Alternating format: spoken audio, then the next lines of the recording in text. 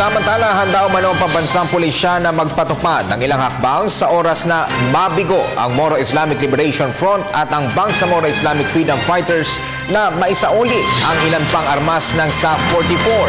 Ang ulat mula kay Alvin Baltasar.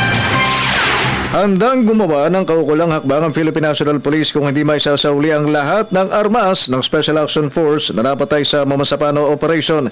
Sinabi ni PNP spokesman Chief Superintendent Generoso Serbo na may opsyon silang hakbang para mabawi ang mas marami pang nawawalang sandata ng kanilang kasamang SAF.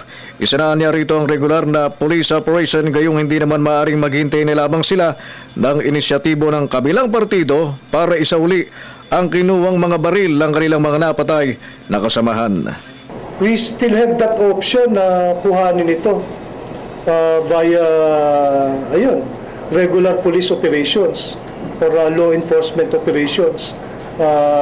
Ibig sabihin, hindi naman ang Philippine National Police, tulad nga nung sinasabi ni General Spina, kailangan ma-recover itong mga baril na to. It's good. Nagkaroon ng pagsasauli, di ba? Pero kung hindi man maisasauli sa ganung paraan, we still have other options. So hindi naman kami maghihintay lang. Ganun pa man, walang ultimatum o deadline na inilatag ang PNP sa MILF o BIFF man upang tuluyan na nilang ma-account ang nawawala pa rin nilang mga gamit. Pero pagtiyak ng PNP, kaya nilang ipatupad ang naturang hakbang at kayang pasukin ng Mamasapano para maikasa ang law enforcement at mabawi ang hinahanap nilang mga gamit. Mali yung notion na imposibleng pasukin, imposibleng mag-enforce ng batas dyan. Hindi naman. So again, binabalikan ko, we have units there na nakadeploy din. May mga pulis tayo dyan na nag-enforce ng batas.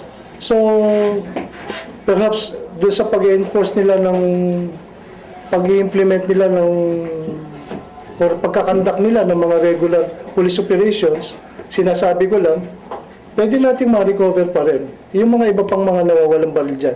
Maybe hindi, not in the, itong mga early part ng but later on siguro, makukuha natin. Kahapon, 16 na armas ng SAF ang formal lang na i-turnover sa Philippine National Police. Pero batay sa tala ng pulisya, kulang pa ang isinauling armas ng MILF habang tuloy pa rin ang demand ng pamahalaan na isuko si Basit Usman at mga MILF na sangkot sa brutal na pagpatay sa 44 na miyembro ng PNP Special Action Force. Para sa Telebisyon ng Bayan, Alvin Baltasar.